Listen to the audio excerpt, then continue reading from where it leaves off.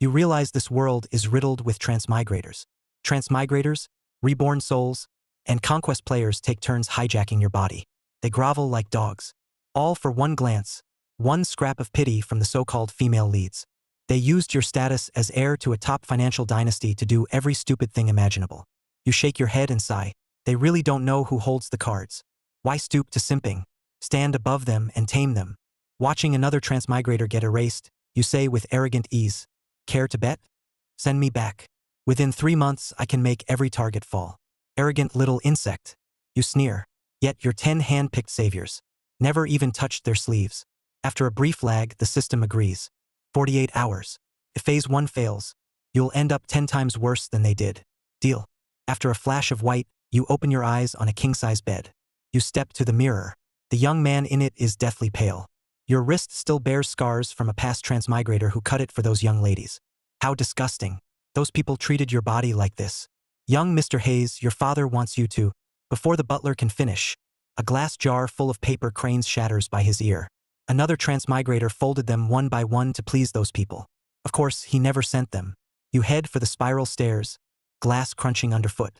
In the dining room, Mr. Hayes reads a financial report without looking up. He has little left to say to this son who suddenly fell apart. "I hear you're pulling me out of school. Morris Academy, the ultimate cradle of power and wealth. Its graduates control the lifelines of the whole continent.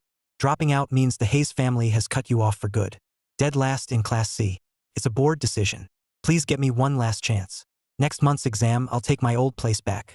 Mr. Hayes looks up, the paper trembling in his hand. The presence before him feels far too familiar. His tone turns conflicted. "Even if you once, please trust me one last time. If I fail, I'll give up all inheritance rights and shares. From then on, I'll have nothing to do with the Hayes family." Mr. Hayes keeps his eyes locked on the young man before him. At last, he lets out a heavy sigh. One last month. A supercar pulls up at Morris Academy. You push the door open. You look up at the huge motto stone by the gate. 3 years ago, as Morris Academy's brightest star, you personally inscribed the motto on that stone. Well, look who it is. Young Master Hayes himself. A curly-haired boy steps up, jabbing a pen nib at your back with a nasty grin. "I heard you shamelessly crashed the Whitmore Gala last week. Then Ms. Whitmore's guards dumped you in the pool like trash. How'd that feel?" "Oh right, I heard you touched Arya Sterling's piano too. Ah, they tossed you out, piano and all." The system chimes in. Phase 1 target, Arya Sterling. Raise her emotional fluctuation to 50. Arya Sterling, heir to the Sterling dynasty, one of the Big Eight. The youngest music prodigy in all of Avalon, and a total music fanatic. Time limit, 47 hours, 59 minutes. Mockery flashes in your eyes. Tossed out over a piano? These are the conquest players you picked? They really are trash. But whether you're one of them remains to be seen. Harsh laughter erupts around you. You chuckle, but it never reaches your eyes. A sharp, chilling smack cuts all the noise dead. The curly-haired boy clutches his face, eyes wide with disbelief. His right cheek turns red and swells by the second. You flick your wrist. Ugly. It is as if you only brushed off a speck of dust. "You hit me?" The boy trembles with rage. "You think you're still the Ethan Hayes from 3 years ago? You're just trash the Hayes family threw away." He lunges at you, flailing. You sidestep. He misses, loses balance, and hits the ground hard. The watching crowd gasps. Is this really that useless Ethan Hayes they all mocked? You bend slightly and grab the boy's collar. You force him to look up. "You wasted 3 precious minutes of mine. How do you plan to pay for that?" "That's enough." A voice clear as an icy spring cuts in without warning. Julian Frost stands a few steps away, radiating ice-cold distance. As student council disciplinary director, the iris pin on his chest only makes him look colder. Task target detected. Julian Frost. Initial affinity, -70. His slender fingers flip through your thick disciplinary file. You fold your arms and let your gaze roam boldly over him. Julian feels your piercing stare. Behind his glasses, his brow barely furrows. 13th count. Disrupting campus order. 5th count. Violent altercation. He pulls out a fountain pen and signs the notice with clean, sharp strokes. "Mr. Hayes, under school rules, the student council has the right to expel you. So by the book, Director Frost?" Instead of backing down, you step closer. Your air is lazy, almost taunting. Your fingertip brushes the crisp, immaculate front of his uniform. It glides, barely there, to his collar and lands below his collarbone. "That is where you once left a faint bite mark." Julian's eyes darken. He starts to sweat the shameless touch away. Then an aggressive, ice-cold cedar scent hits him. It floods his nose without warning. His pupils contract. This scent belongs only to the real you. At this, the crowd erupts into louder chaos and gasps. It is as if they have seen the impossible. Julian Frost snaps back. He almost violently clamps your wrist. Then he slams you against the cold, gilded motto stone. His voice is low and dangerous, so only you two can hear. You don't deserve perfume with that scent. Get back to Class Z. Give me one more excuse, and I'll throw you out myself. Target Julian Frost. Affinity, -80. You hear mockery in the system's mechanical voice. You feel no fear or anxiety. In fact, low affinity is better. The lower it drops, the better. It means he hates the transmigrators who took over your body. The moment you step into Class Z, the air seems to freeze. What happened at the gate this morning has already spread across campus. Mixed stares hit you from all sides, hateful and scornful. Some are probing, too. You ignore them all. You head straight to your corner seat. Humph. Drop the act. You're just trash about to get expelled. Class monitor Madison Pierce jeers loudly. She's one of Derek Shaw's admirers. He's the curly-haired boy from this morning. You're loud. You stop and slowly turn. Cold sweat instantly soaks Madison's back. She can't accept it. How could one look from this loser scare her? Am I wrong? She raises her voice, trying to shake off that eerie chill. All day chasing women way out of your league. Ha! Wagging your tail at those heiresses. To them, you're less than a joke. A fountain pen punches deep into the wall behind her. Madison Pierce's voice cuts off. It stops less than half an inch from her temple. The room goes dead silent. You prop your chin on one hand. With the other, you lazily twirl another pen. Sorry, my hand slipped. And no problem, Mr. Hayes. The bell rings, ending the little episode. This period is financial investment, taught by a professor over 60. Now, hand in your homework from last class. He is only collecting homework as routine. He doesn't expect much from Class C students anyway. The students around you file up to hand theirs in. The professor only glances at what they wrote. Compared with Class S, it is night and day. President Ashcroft asked him to assign this homework. It was meant to refine the Ashcroft's cross-border acquisition in Caledonia. But none of the submissions come close to Chloe Ashcroft's own plan. He has to admit Chloe Ashcroft is the second true genius he has seen in decades. As for the first, the professor glances at you in the corner, rushing the assignment. The greatest finance talent he has ever seen was 18-year-old you. You pulled the Hayes family back from an empty shell on the brink of ruin. You lifted it into the 4 great families just below the Big 8. At 18, you wrote an acquisition report. The industry still studies it today. And yet, a genius like that, Mr. Hayes, are you skipping this assignment too? You don't look up. Your fingers race over complex financial data and ownership charts. Your pen moves shockingly fast. The professor grows angry at being ignored. Frowning, he steps off the podium. But when he reaches you, he stops. You set down the pen and give the page a light push. The report, packed with complex symbols, slides to the professor. The professor looks down and his pupils contract. The page is packed with dense formulas and arrows. They point straight to the deal's best hidden flaw. A fatal trap even Chloe Ashcroft missed. And you don't just find it. You also mark a small line beside it in red. Reverse short. 15-1 leverage. 300% net upside. This isn't homework at all. It's a threat notice. If you use this plan to interfere in the Ashcroft merger, the Ashcroft family's losses will be immeasurable. The professor's hands shake out of control. He jerks his head up. How is this possible? You lazily look up. What, professor? You think my solution is wrong? The whole classroom goes cold. Everyone holds their breath. Even Madison Pierce clamps a hand over her mouth, not daring to make a sound. This report means one thing. In less than 1 period, you shattered the Ashcroft's supposedly airtight acquisition plan. The professor's face keeps shifting. He carefully folds the paper, voice hoarse. I will deliver this report to President Ashcroft myself. You chuckle. Whatever. In the student council office, an assistant carefully sets down a thick stack of files. President Ashcroft, these are the reports from Class C and Class Z. Chloe Ashcroft doesn't look up, focused on the financial model before her. To her, Class C and Class Z are just background noise. She assigned the prompt because of a nagging sense that something was off. But every report tells her she's overthinking it. The Ashcroft family's great ship is sailing steadily on its planned course. Until the professor bursts in, and the calm breaks. He even forgets to knock. President Ashcroft. The professor's voice carries a subtle tremor. This one. You need to see it. Chloe Ashcroft's slender fingers pause. She takes the thin sheet. The moment her eyes touch the page, the air seems to freeze. The report's brutally precise analysis feels like a dagger. It stabs through the plan she was so proud of. Class Z, Ethan Hayes. The professor's voice is barely audible.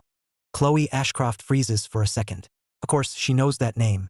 3 years ago, you sat where she sits now. But overnight, you seemed to become someone else. You fell from the clouds into the mud. You went from the one she fought to surpass to the kind of person she hated most. This report, were you faking it and lying low for 3 years? The morning passes in a calm that hides dark currents. Then the bell rings. A student council staffer appears, badge pinned to his chest. Under everyone's breathless stare, he steps into Class Z. The staffer heads straight to the corner.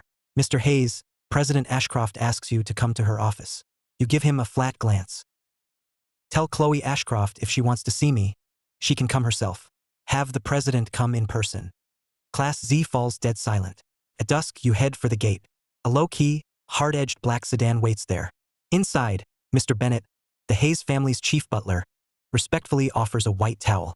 Young Mr. Hayes, please wipe your hands. The patriarch and Miss Victoria Hayes are waiting at the main house. He stresses Miss Victoria Hayes. Your hand pauses mid-wipe. In the years you were gone, that distant cousin has slowly taken your place. The family's intent is clear. The hall feels heavy. Mr. Hayes sits in the seat of honor.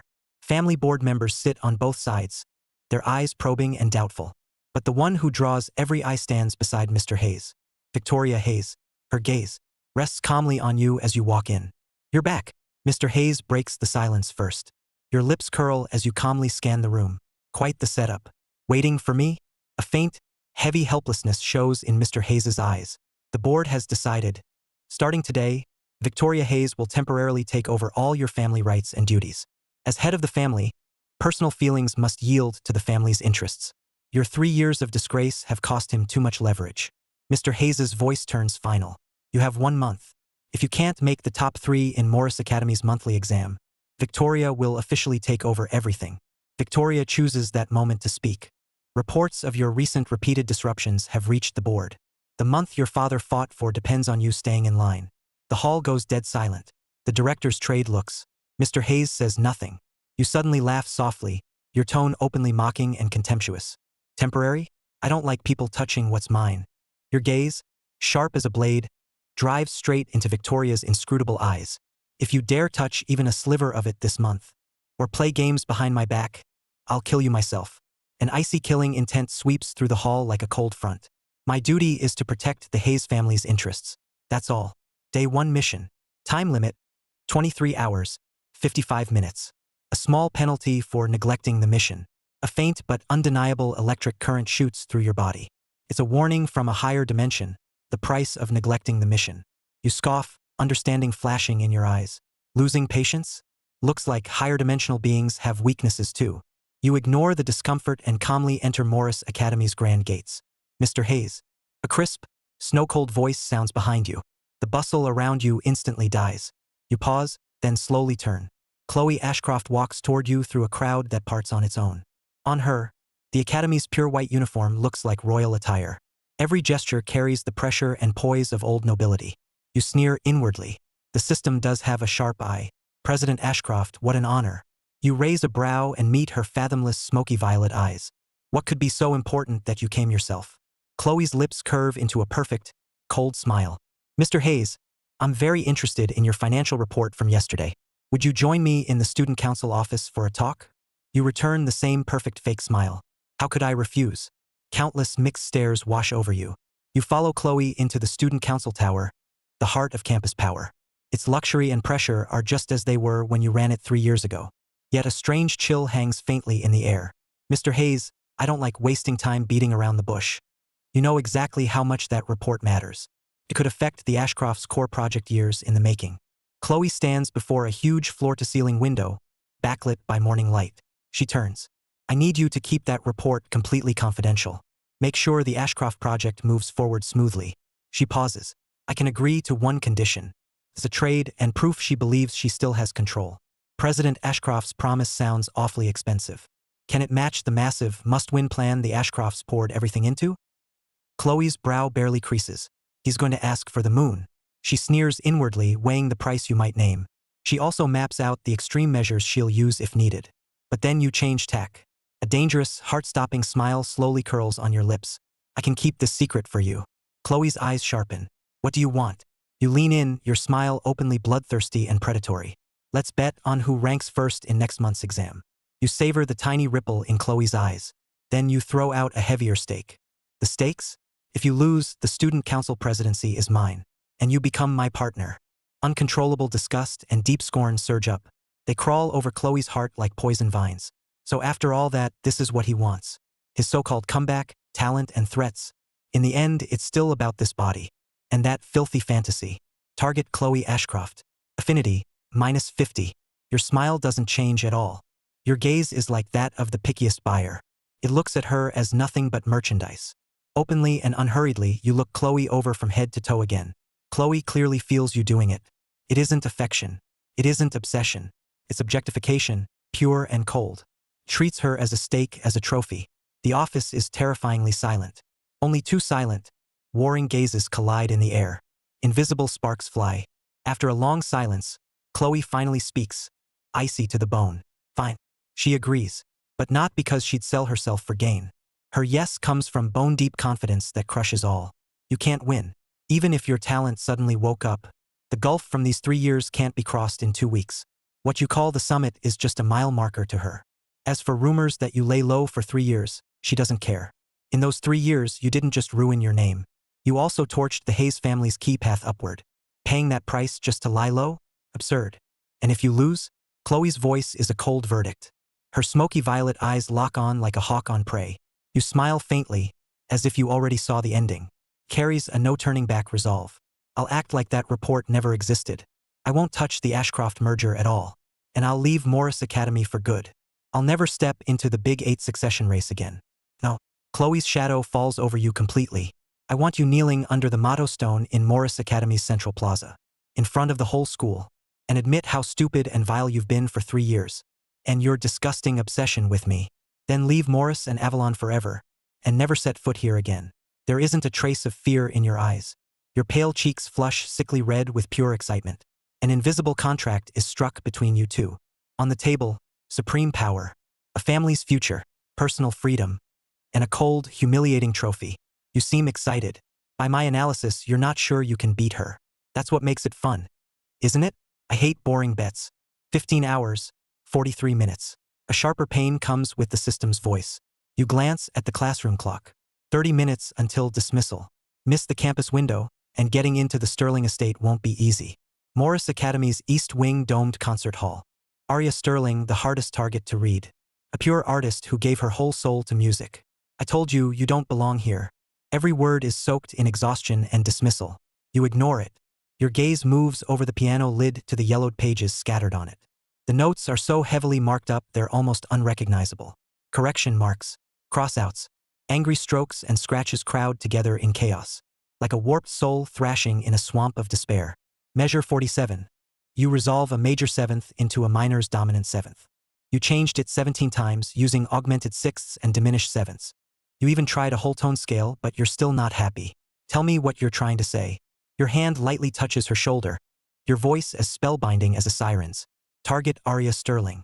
Emotional fluctuation. 35. Get out.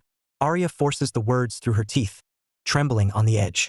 She's digging her nails into her knees beneath her dress, as if she can use raw physical pain to hold down the storm raging in her soul.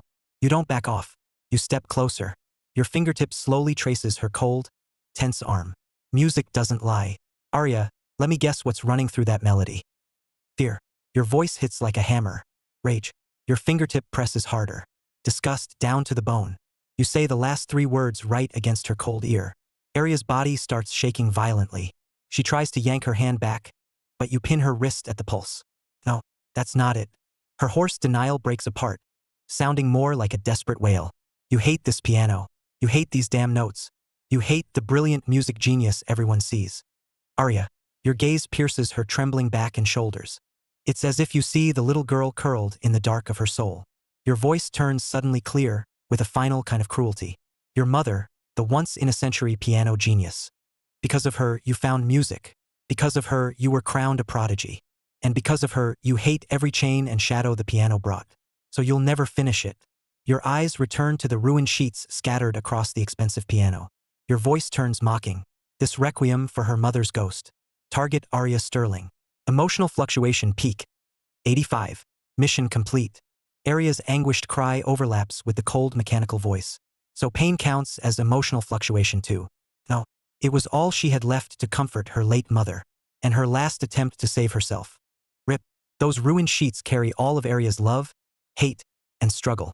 You tear them apart, scattering scraps through the air. Time seems to freeze completely. Dead silence. Arya's mouth hangs open, but no sound comes out. Her eyes lock on the last scrap between your fingers. The last pillar holding up her crumbling world collapses. Your voice is cold. Right now, you want to rip me apart, don't you? And bury me with your score. Hoarse sounds squeeze through Arya's clenched teeth. Every syllable hides rage on the brink, the last restraint before madness. One more step, and she'll take this man down with her. You walk around Arya, frozen like stone. You head for the silent old Steinway under the spotlight. You lift the lid in one smooth motion, elegant as raising a curtain. No, Arya lunges, aiming straight for your vulnerable throat. Just as her fingertips are about to reach you, yours come down. Ding. One note, pure as first meltwater from a snow peak. It cuts through the concert hall with impossible force. Arya hits an invisible wall of sound and stumbles back. Her knees slam into the cold marble floor. Horrified, she locks onto the figure at the piano. The fury in her eyes gives way to a deeper, blanker terror. The notes flow, deep and slow, soaked in nameless grief. Dim, buried memories surge back. The piano final she lost at 9, her only defeat. A high fever made every breath burn her throat. The world warped and spun, leaving only the cold terror of failure. She missed 3 notes. It was all that damn fever's fault. It was her fault for being weak. How disappointed would her mother be? That woman who put all her ambition and lost dreams on Arya's shoulders. Then came soft footsteps, hesitant. Then the tiny click of the piano lid being carefully lifted.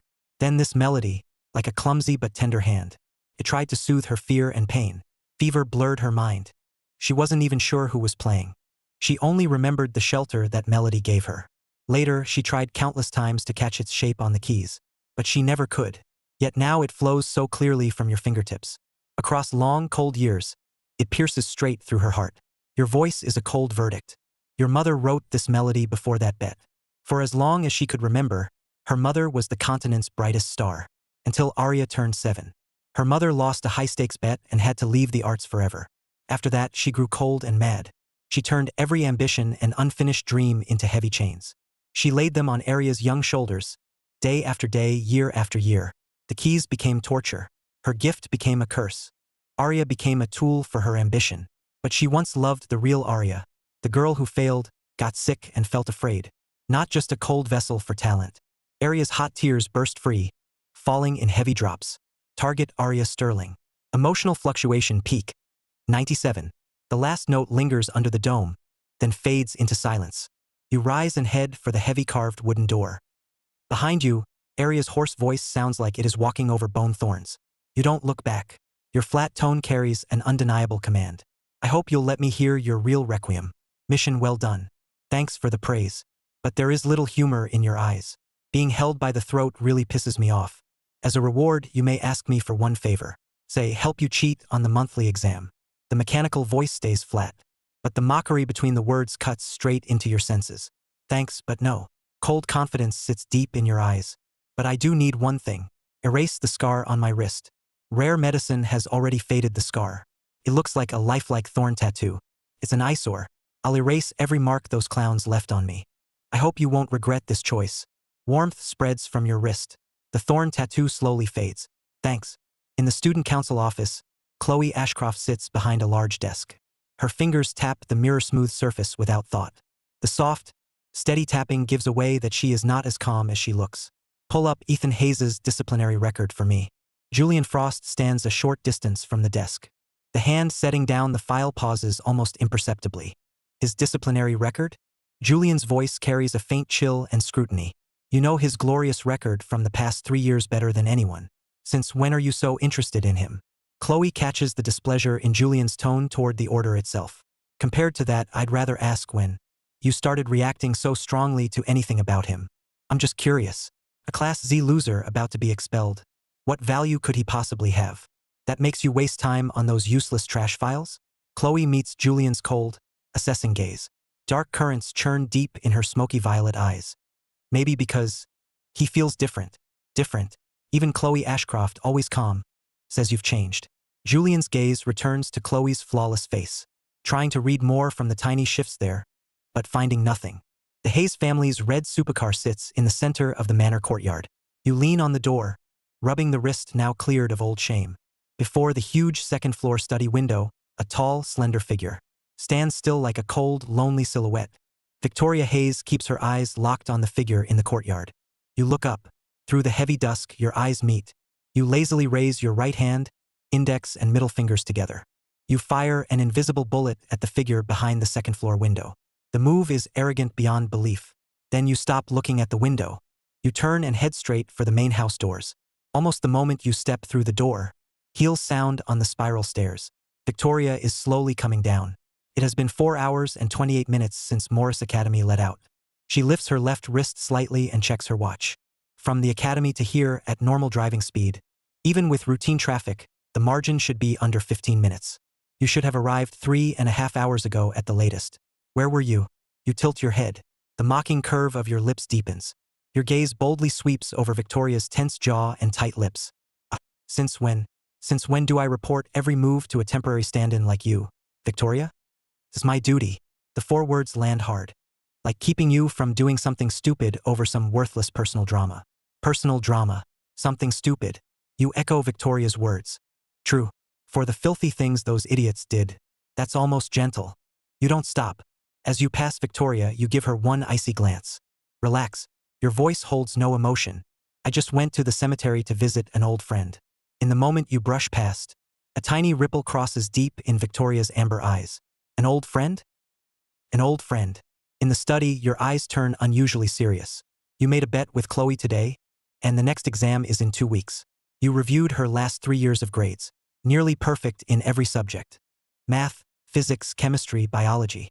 Those cold symbols and natural laws are carved into your memory. You mastered the 4 continents' official languages before 15. Your roots in humanities, history, and art were set before 15 too. Even after losing 3 years, that foundation still holds. A quick review is enough for the exam. Only 2 subjects worry you. Politics. Morris Academy's politics exam. Never tests textbook dogma. Tests insight into shifting events. Before you were dragged into the void, the mainland had 4 powers. Avalon. Ruled by the Big 8, it dominated land, money, and military might. Boralia. Its ancient royal house had stood for 200 years. 3 years ago, upstarts were already sprouting and getting restless. Now, is the crown making a comeback? Or has a new king risen? You don't know. Caledonia and Dunmere were weakest, so they allied to survive. In these 3 years, has that alliance grown tighter?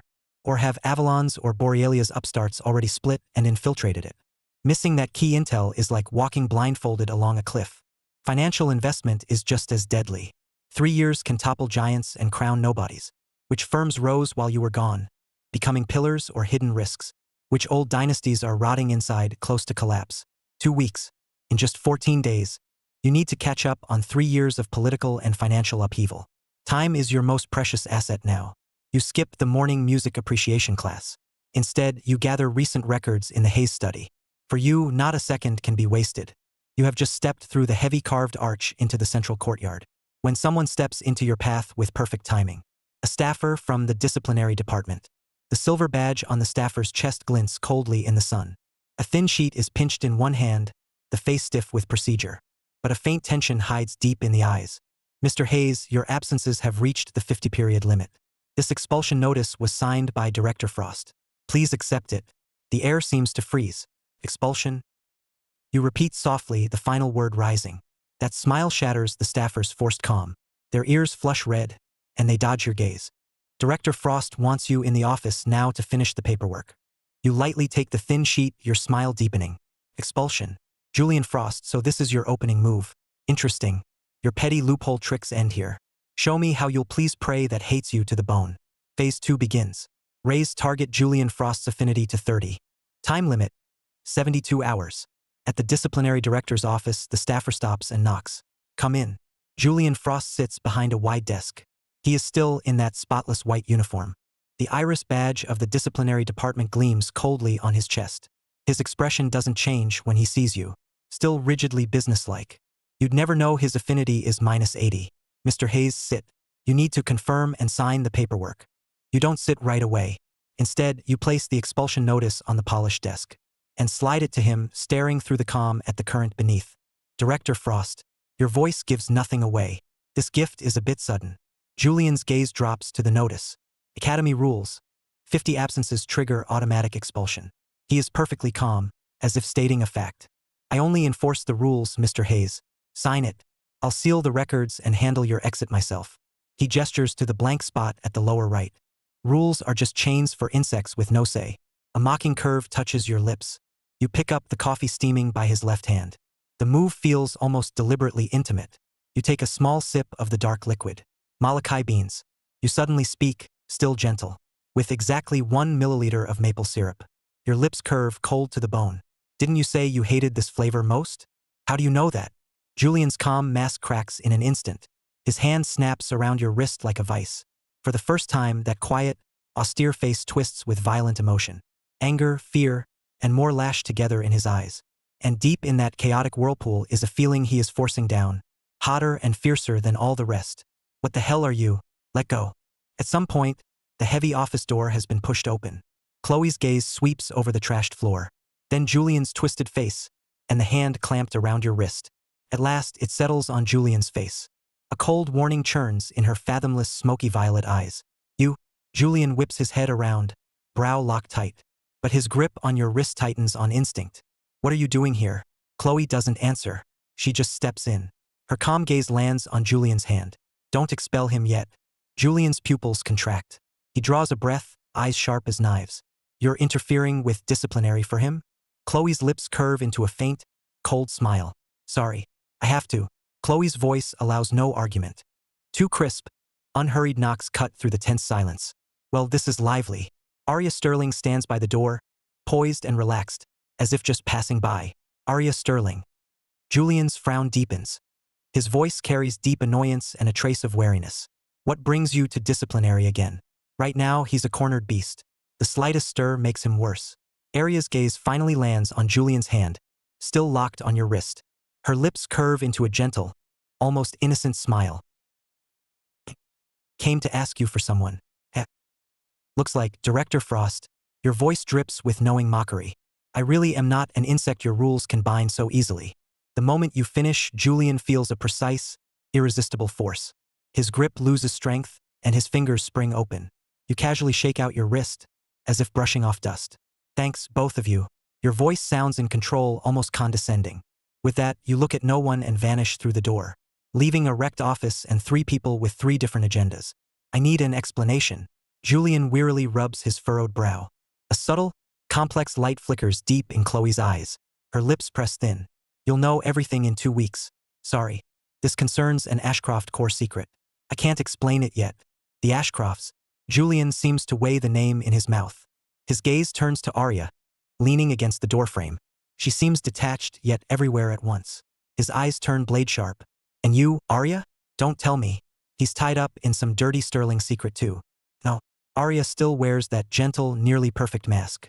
It has nothing to do with the Sterlings. Deep in her eyes churn a trace of unreadable focus and obsession. There are answers I still need from him. That melody, the one that existed only in her fever-hazed memory. An unpublished piece by her late mother. Back then, an 8-year-old child could never have known it. That doubt sinks into her heart like a poisoned thorn. Julian gives a tired wave. His voice is thick with exhaustion and lingering agitation. Leave, both of you. I need to be alone.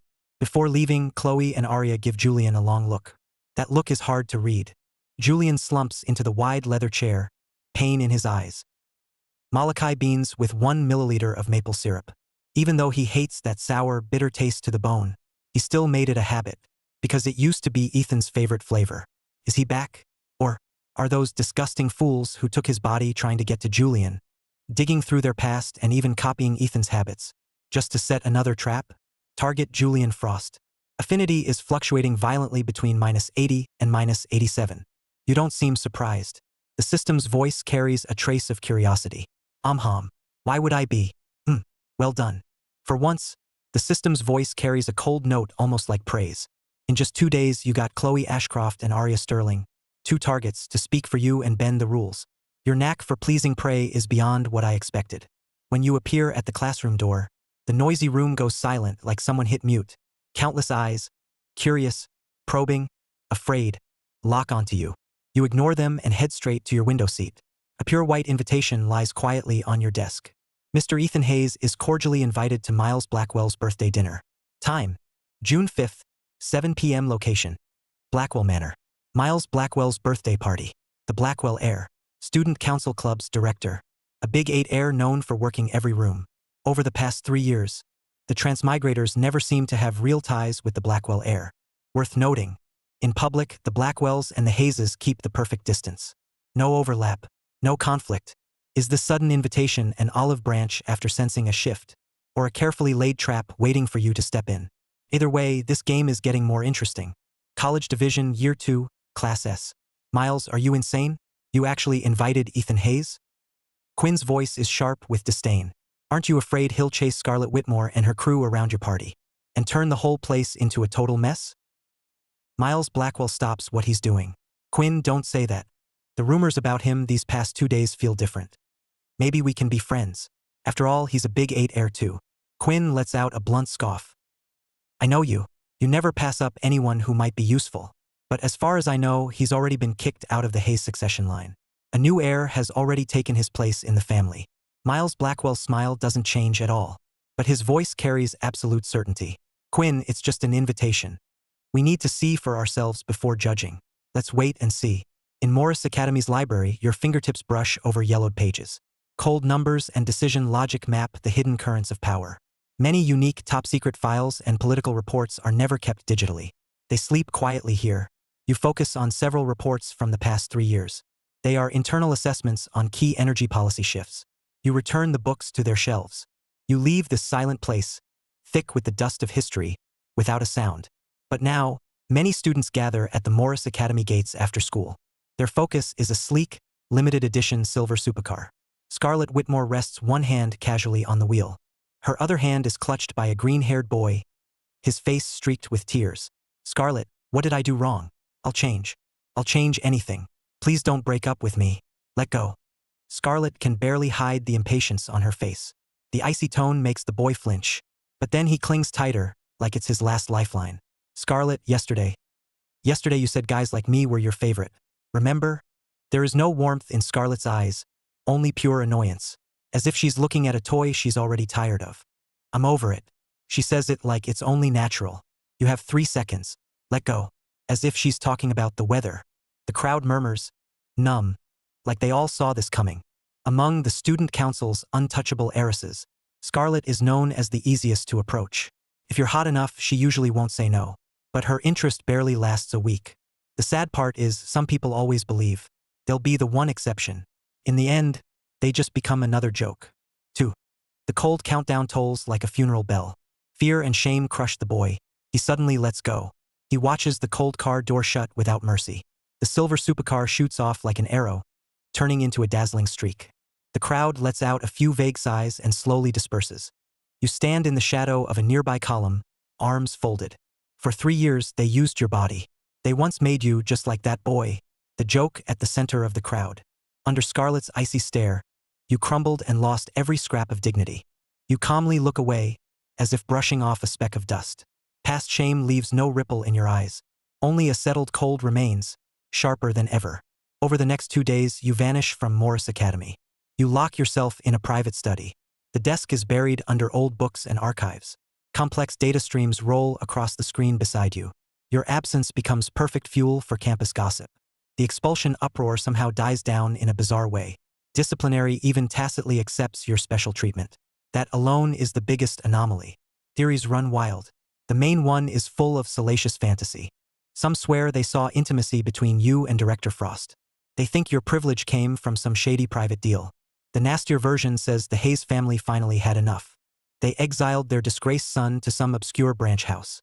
They only spared you formal expulsion to let you save face. The only clear fact is that, at Morris Academy, the student council and its inner circle hold supreme power. So whether this privilege came from Julian Frost, Arya Sterling or Chloe Ashcroft. No one dares question it openly. Jealousy and suspicion can only fester in private. On the night of June 5th, Blackwell Manor blazes like a sleepless city. Top luxury cars, symbols of wealth and status, stream through the gates. In recent years, the Blackwells have stayed in the top 4 of the Big 8. Tonight is more than Miles Blackwell's birthday party. It's a silent power show for his succession claim. Mr. Hayes, you truly honor us by coming. Miles Blackwell comes over at once, his voice gentle and flawless. Happy birthday, Mr. Blackwell. You hand him a deep red velvet gift box. The lid opens, and a warm, deep emerald glow spills out. A priceless jeweled watch lies quietly on the velvet lining. Miles takes the box, showing just the right surprise and admiration. You really put thought into this, Mr. Hayes. It's exactly my taste. I'm truly grateful for such a generous gift. Just then, a deafening, aggressive engine roar rushes closer. A purple-black track-grade supercar appears. It whips into the courtyard in a cocky drift and stops dead center. Every eye turns. The scissor door lifts and Scarlett Whitmore steps out first. A perfectly cut dark gown still can't hide the defiance in her bones. Then a handsome purple-haired guy gets out and hooks his arm through hers. When Scarlett spots the calm figure in black beside Miles, her smile freezes. Open contempt and disgust surge in her eyes.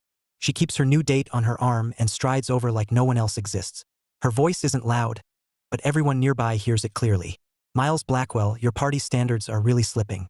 Why let trash like this in to ruin the view? Your taste keeps getting worse. Her gaze scrapes over you like an icy blade, full of contempt. Miles, your father is waiting over there. It sounds urgent. Quinn cuts in right on cue, clearly enjoying the show. Miles Blackwell still wears his perfect smile. He gives you and Scarlett an apologetic look. Scarlett, it's my birthday. Don't embarrass my guest. Fine. Scarlett answers impatiently, but her eyes stay locked on you as you turn to leave. She steps forward, wary and probing. What game are you playing? Chloe Ashcroft. Arya Sterling. Her tone turns incredulous and mocking as she says their names. You actually got those two elitists to speak for you. But I'm not them. Don't get any ideas or else. Dead silence answers her. You give her one calm glance, as if she's just annoying air, not worth a look. That indifference cuts deeper than the cruelest insult. Then you turn without hesitation and walk away without stopping. Not a single word. Scarlett freezes, her face turning ugly. Feels like she swung hard and hit cotton. She didn't even stir a ripple in you. This is the second time she's felt so completely ignored. Because of the same man. Around them, the glittering party crowd starts whispering. That loser who chased Scarlett just ignored her? Could the rumors actually be true? On the spiral staircase, a figure in white quietly looks down at it all. The gentle smile at his lips gives way to something serious. He's pretty convincing, but it's just playing hard to get. The boy beside him sounds unusually unsure. That man's eyes were too cold. If it was an act, then he's a master actor. Quinn, let's keep watching. By the backyard pool, away from the front hall's noise and glitter, you stand by the pool with red wine from a waiter's tray. Soft, steady footsteps approach from behind with a faint rustle. The person seems to slow down on purpose. You don't turn. You just swallow the wine, eyes still on the cold moon. As if nothing behind you concerns you. The night wind brings a chill and a faint familiar scent. System alert. Julian Frost's affinity plus 30. Time left, 1 hour, 32 minutes. His voice comes, no longer Director Frost scornful, by the book tone. Instead, it's hoarse with a question he's trying hard to hold back. That caution feels like touching a fragile treasure sealed away for years. You slowly turn and look at him, calm and unreadable. Director Frost, funny seeing you here. Out for air too? Your tone is lightly teasing. Julian completely ignores your words. He takes one step closer, closing the distance fast. I remember. His voice drifts, lost in memory. But his gaze is sharp as a knife, locked on your eyes. At my 10th birthday party, someone thought it was boring as hell. He snuck me out of that crowded banquet hall and took me to breathe under the swings in the back garden. He pauses. Each word peels back an old scar. Your fingers around the wineglass curl almost imperceptibly. That tiny move hits like a boulder dropped into a still lake. It sends waves crashing through Julian's heart. It's you, isn't it? Julian's voice is near a roar, packed with buried longing and certainty. He leans forward, shaking with emotion. You're back. The real you. Director Frost. Your voice turns deliberately cold. Are you drunk? What are you even saying? You try to build a wall of indifference and keep his emotions out. Nonsense? Julian's laugh is full of self-mockery and pain, and a wild, no-way-back madness. He reaches out shockingly fast. He snatches your wineglass and drains what's left. A little of the deep red liquid spills from the corner of his mouth. The alcohol hits fast, showing on his pale face. His stare burns with a nearly self-destructive resolve. He forces a bitter, wine-laced smile. Now I really am drunk. Before the words finish, he looks away. But his feet start backing up step by step. 1, 2. Behind him is the shimmering pool. Julian, your pupils constrict, and your voice carries urgent warning for the first time. I've had enough. Julian's eyes hold bottomless pain and moth-to-flame despair. Enough of watching a monster parade around in your skin. With a martyr's resolve, he suddenly falls backward. Splash. A huge burst of water explodes. The icy pool swallows that white figure at once. System alert. Target Julian Frost's emotions are fluctuating violently. System alert. Warning. Abnormal readings. You stand by the pool. Reason tells you Julian did it on purpose. He's using his life to force your hand. The system's cold warning shrieks in your head. The movement under the water is fading. Damn it. A second later, a bigger splash erupts. The biting cold shoots straight to your head. You hold your breath and open your eyes wide. You swim hard toward the white figure sinking below. Julian's eyes are closed, as if all life has left him. He is slowly sinking deeper toward the pool floor. The alcohol and icy water seem to drain his strength at once. You surge forward and reach out. You grab for his arm with everything you have. Then fight your way back up with him. Splash. You both break the surface in a tangle. Julian coughs violently in your arms. Dazed from near drowning, with reflexive tears in his eyes. His neck falls back, exposing the left side near his collarbone. Moonlight, filtered through the droplets, clearly reveals it. A faint, old crescent-shaped scar. Your gaze freezes on that scar. Julian seems to feel your gaze too.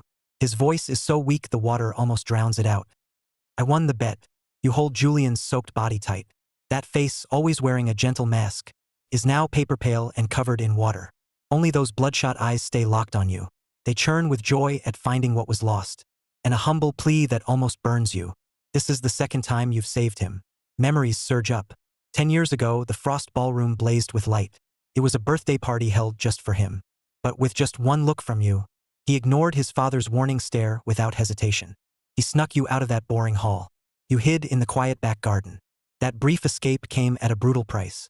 Afterward, the furious Frost Patriarch had him dragged into the cold, gloomy family shrine. He was forced to kneel for 24 hours. When you heard the news, a strange feeling called guilt rose in you for the first time. You ran to the Frost estate to see him, but you saw him stagger out of the shrine. His face was frighteningly pale. As he crossed the courtyard toward his room, his legs gave out and he fell into the icy pool. A few bubbles rose, then the surface went still. As if nothing had happened. You jumped in without a second's hesitation. You swam hard and finally grabbed his sinking body. He didn't respond, eyes shut, like a doll with no soul. In panic, you bit hard into his chest near the collarbone. That deep bite mark stayed branded on his skin. Julian Frost Affinity. 85. Mission complete. The mechanical voice sounds calm as if it expected this. As a teen, Julian always followed that dazzling figure in silence. Every move you made drew every eye. Falling for you seemed only natural. He was no exception. But he never said it out loud. He thought watching from afar was mercy enough. Then 3 years ago, after a sudden fever, everything changed. You woke up. But the way you looked at him was terrifyingly strange. Your eyes carried something forced and sweet. A naked kind of temptation. In that moment, Julian's heart felt violently squeezed. Then came overwhelming joy. He thought. Until that night when you stumbled to him. A heavy reek of alcohol spread at once. Your eyes were unfocused. Your face had an unnatural flush. The second you saw Julian, you threw yourself into his arms. Julian, I feel awful. Only you can help me. I love you. I've always loved you. Do you know that? Julian's mind went blank. A tsunami of joy and longing swallowed him whole. He froze in place. His blood seemed to run backward. Every sense fixed on the warm body in his arms. And the kiss about to fall. But just before your lips touched his, a harsh, cheap perfume shattered his joy. You hated that sharp smell most. From the corner of his eye, he clearly saw your hand leave his back and reach for your forehead by habit. But when the real you was nervous, thinking, or shaken, your unconscious habit was always rubbing your cheek. This man before him, dazed-eyed and theatrical, smelling all wrong, was not you. He shoved you out of his arms with all his strength. The force made you cry out. You stumbled back and hit the cold floor hard. After that, Julian became the calmest, coldest watcher. He put on a mask, moved carefully, and became disciplinary director. He coldly watched the imposter wearing your body. That fake wore a flattering, hollow smile. He buzzed around Chloe, Scarlet, and Arya like a fly on rot. Julian watched you drop the pride of the Hayes heir again and again. Watched you act vile and disgusting before those women. Watched you become high society's favorite joke. Hate grew through that daily torture. He hated that monster. He bound you with the strictest rules. He cut you down with the coldest stare. He used disciplinary's power to restrain you. But he never truly drove you out of Morris Academy. Because he was waiting for the real you to return. Now he has. Help! Someone fell in. The commotion by the pool finally draws a crowd. Cries cut through the backyard quiet and set the crowd off. Footsteps and whispers rush closer. They quickly pack this secluded corner tight. You haul the soaked, nearly limp Julian onto the pool's edge. You look up to countless eyes, shocked or curious, but mostly filled with open contempt. Julian coughs violently, his face white as paper. He is too weak to stand. And when everyone sees who fell in, a knowing silence instantly fills the air. Whispers hiss like snakes. Him again. He never learns. Getting tossed into the fountain by Scarlet wasn't enough? Now he's latched onto Director Frost. Poor Director Frost. With a psycho like that, he must have got rejected, started a fight, and fell in. Poor Miles. His birthday party got ruined by a simp like that. Stares stab into you like poison needles. Julian barely comes to from drowning when the slander crashes over him. He struggles upright, pale lips parting, ready to lash out. A cold but strong hand presses on his soaked wrist. You don't even look at him. You just press down lightly. Your calm gaze sweeps over faces filled with malice. No panic from humiliation. Only bone-deep indifference. As if the noisy crowd is just a swarm of insects. Explain yourself? To these people, a faint, icy curve touches your lips. You'd rather grind their faces underfoot with sheer power. Just then, a suit jacket settles over your cold, soaked shoulders. Mr. Hayes, are you all right? Miles Blackwell has somehow made his way through the crowd. His face shows just the right concern, with no anger over the ruined party. He gives you a soothing smile. Let me take you upstairs to change. His gaze shifts to Julian, just as soaked. Julian, the maid is waiting over there. He signals the waiting maid forward. You don't refuse. You pull the jacket tight and nod slightly. Thank you, Mr. Blackwell. Under countless stares, Miles shields you like a valued guest. He leads you away from the mess and noise. Miles is so kind. He's not even mad. He came to bail him out. Seriously, those two are worlds apart. Behind you, the whispers don't quiet after Miles appears. His generous move only makes your guilt look more certain. So the talk grows even bolder. Julian hears the vile chatter, his face turning storm-dark. Second floor, a lavish but cold guest room. Mr. Hayes, wait here a moment. Miles says gently, then turns toward the dressing room. This just arrived. I haven't worn it yet. The size should fit. Miles lays the suit on the soft bed, his smile flawless. I'll have your wet clothes dried. Much appreciated. Miles thoughtfully steps out and gently closes the door. In the hallway shadows, Quinn hurries over. His disgust and confusion are plain. Miles, why be so nice to him? Have you heard what people are saying? He must have hounded Julian until he jumped into the pool. Quinn lowers his voice, speaking fast and urgent. Miles's perfect gentle smile fades a little. He shakes his head. His voice drops, firm and certain. Quinn, it's not that simple. I saw it. Saw what? Quinn freezes. Julian's eyes. Miles looks at the closed guest room door, as if seeing through it. The way Julian looked at him wasn't disgust or anger after being harassed. It was collapse, joy at getting back what he lost, and pain and regret down to the bone. He pauses and looks at a stunned Quinn. Would someone harassed into falling and react like that? Quinn opens his mouth, but no words come. He remembers Julian's shattered look when you dragged him ashore. Right? That wasn't how you'd look at a harasser. Then, what the hell happened? Miles's eyes deepen, and the flawless, gentle mask returns. I don't know, but this Hayes heir seems to have become very, very interesting. Come on. The party goes on. Time for the main event. You change into a custom white suit with a deep, starry sheen. Your return draws every eye again, but now they're wary and unsure. Miles steps onto the main stage right on cue, spotlight falling on him. Like a holy angel. Thank you all for coming tonight to celebrate my son, Miles. Miles's father speaks steadily. I also have an announcement. I have formally transferred 30% of Blackwell Group shares to Miles. I hope you'll all support him going forward. Suppressed gasps and loud applause rise from below. 30% of Blackwell Group shares. This is more than a birthday gift. It's the Blackwells announcing to all Avalon. that Miles is now the undisputed future head of the family. Power and wealth crown him at once, making Miles shine even brighter. He wears a polished smile. Then his father changes course. Also, the Blackwell and Whitmore families have happy news to share. Every eye snaps to Scarlett below, her arm around her new date. She is casually playing with a lighter. Both families agree. The young pair have long cared for each other, so will set an engagement date soon. Boom! The news hits like a bomb and blows up the hall. A marriage alliance. The Blackwells and Whitmores joining forces. But the two people at the center of it react oddly. Scarlett only lifts her eyes lazily. Her slender fingers keep flicking the purple gold lighter. She glances at Miles on stage, her mouth curving carelessly. That's her response. Her date laughs and whispers something in her ear. She lowers her head and laughs, far more interested, as if the announced marriage belongs to someone else. Miles stands on stage, still wearing that perfect gentle smile. He nods to the cheering crowd, but his eyes stay calm and flat, as if this marriage alliance, one that could reshape two dynasties, has little to do with him. People are surprised, but they all know the deal. Among the Big Eight, marriage is just another business tie. Feelings were never the priority. After a brief murmur, louder applause and congratulations rise again. They drown out the strange emptiness of the match. Mission objective: raise target Scarlett Whitmore's affinity by 20%. Time limit: 7 days. Your gaze shifts to Scarlett, laughing wild and loud. Your eyes show open scrutiny and disgust, and a cold edge from being forced into this task. Scarlett snaps her head up and catches that icy stare through the noise. Him again. That damn look again. Her narrow eyes slit dangerously. Her careless smile freezes. Her date shivers under the sudden chill. Even his voice shakes, but a white figure blocks you first, cutting off Scarlett's devouring glare. Julian is still pale from the pool, but his eyes are clear again. They still churn with anger and a near-instinctive urge to protect. Scarlett sees this and laughs in fury. She steps closer, close enough to smell the pool's chill still on him. Her gaze moves between you two. Her mouth curls into a vicious smile. Julian Frost. Her voice is low, but everyone nearby can hear. Did the pool wreck your brain? You're protecting trash like this? She pauses on purpose, looks you over, then turns back to Julian. Her contempt is naked. So the rumors are true? You too? Director Frost, you have odd taste.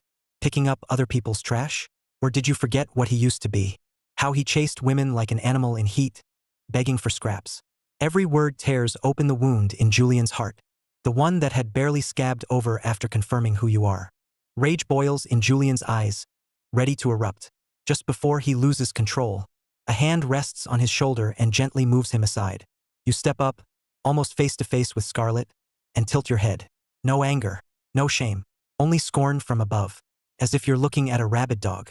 Your voice stays low, yet it cuts through every whisper. Your engagement was just announced. Are you planning to ruin Mr. Blackwell's birthday with that bitter face? Scarlett. From the stage, Miles's gentle voice arrives right on cue, clear as a stream. But it carries a chill no one can miss. He still smiles down at the crowd, yet his eyes land on Scarlett, cold and empty. From now on, his voice carries clearly through the microphone. Every word strikes the room. I look forward to our future. The line confirms the engagement and warns Scarlett to rein in her behavior. Scarlett stops cold and glares at you. She looks like she wants to eat you alive, then shoots Julian a vicious look. Finally, under Miles's silent pressure, she forces down the fury almost burning through her reason.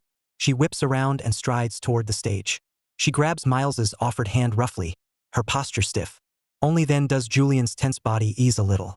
He turns to you at once, eyes full of fear and heavy worry. You were too reckless. His voice is very low with a barely noticeable tremble. Scarlett isn't some regular rich brat. She clawed her way out of the Whitmore swamp. You can't imagine how ruthless she can be. He whispers quickly. The Whitmore patriarch's affairs are an open secret. He has more bastards than one hand can count. Scarlett's mother was just a powerless bar hostess. She secretly gave birth to Scarlett back then, and warns Scarlett to rein in her behavior. Scarlett stops cold and glares at you. She looks like she wants to eat you alive, then shoots Julian a vicious look. Finally, under Miles's silent pressure, she forces down the fury almost burning through her reason. She whips around and strides toward the stage. She grabs Miles's offered hand roughly, her posture stiff. Only then does Julian's tense body ease a little. He turns to you at once, eyes full of fear and heavy worry. You were too reckless. Scarlett isn't some regular rich brat.